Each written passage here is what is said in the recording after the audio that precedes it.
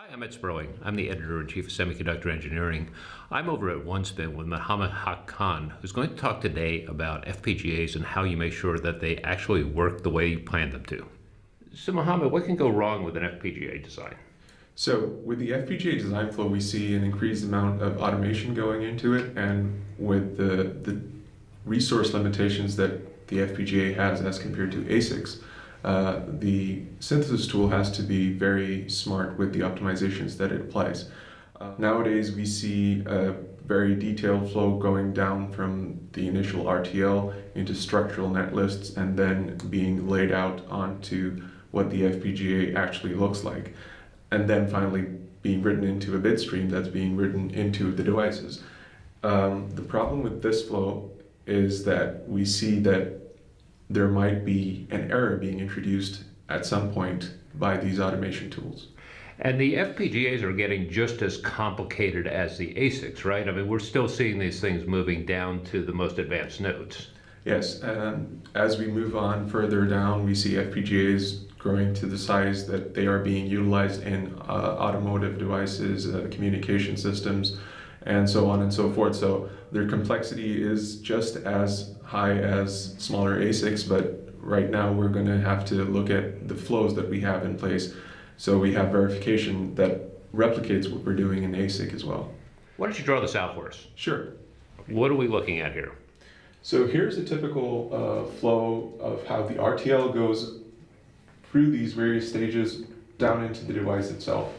And we're going to see a tool that is being applied on this step and a separate tool being applied on this step, and it might be the same tool that's being applied on all steps, and the problem might be introduced by that tool on each of these arrows.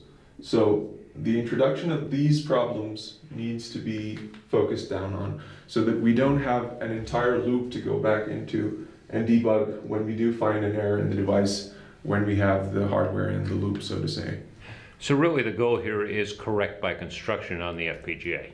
Yes, that is the idea. So you want to make sure that what you have already in the RTL is being transformed accurately into the synthesized net list, and it's being placed and routed, and the resources are being efficiently used, and at the same time you have the same functionality being translated onto the device. Where do the problems creep in? So usually we have advanced optimizations happening. So for example, over here we see a line of code that is typically used to introduce a memory, a RAM for example, and it depends on what parameters that you're using, and if it's a big enough memory, the synthesis tool will have to do a lot of advanced optimizations and techniques that it applies so that it has different kinds of structures that are on the FPGA that it has to utilize.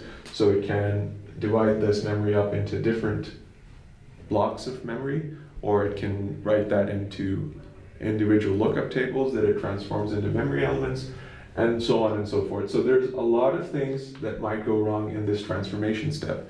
And to ensure that this is being correctly modeled, we have to apply some kind of an equivalence checking at this initial step that we see. So this is a very susceptible point in the flow where most of the breakages might happen.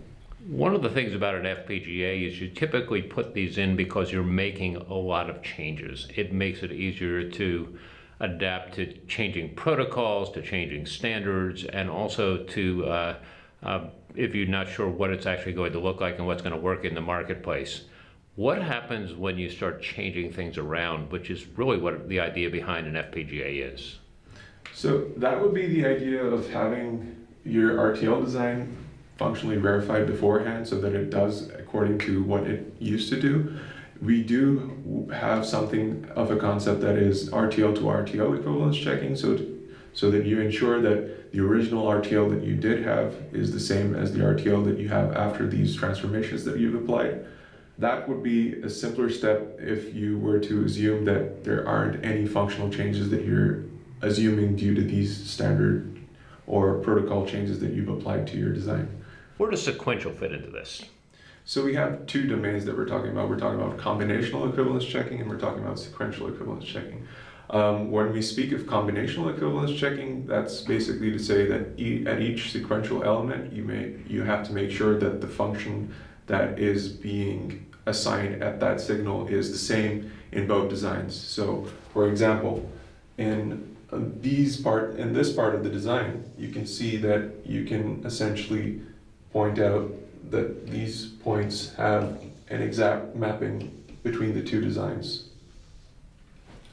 However, when you move into this part of the design, you see that there is no correspondence between what would be equivalent in terms of the functionality of the design. And this is where you would require something of a sequential equivalence checking tool, which could basically work across these sequential elements that are incorporated in this part of the design. Let's dig a little deeper here. Can you change this into a combinational type of problem? Sure. So the problem here is to ensure that we have functional equivalence across the two designs. So we can see that this point over here corresponds to the point over here. So it has the same timing behavior. So it incorporates both the first and the second cycle of the design. And in this revised design as well, you can see that both the cycles have been attributed for in these two sequential steps. And at this point, the functions are the same. So this is what we call the mapping of the two designs. So we make sure that these 2 points are being checked by the equivalence checking tool to be equivalent. Let's step back a little bit. How often do these problems happen? Well, it's not a great amount of errors that we've seen over the years, but it's something that the vendors themselves are employing to make sure that the algorithms that they're developing are not introducing any of these systematic errors. And additionally, we've seen standards requiring these kinds of equivalence checking steps being incorporated into FPGA flows.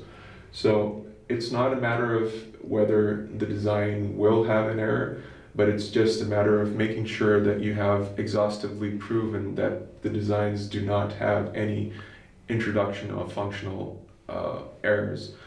And also, we need to see that the synthesis tool themselves have a limited domain of designs that they work with, and if we were to have our own design, that would not have been tested against the synthesis tool, and it might be susceptible to an error that it could introduce at some algorithm because of the specific kind of design that we have.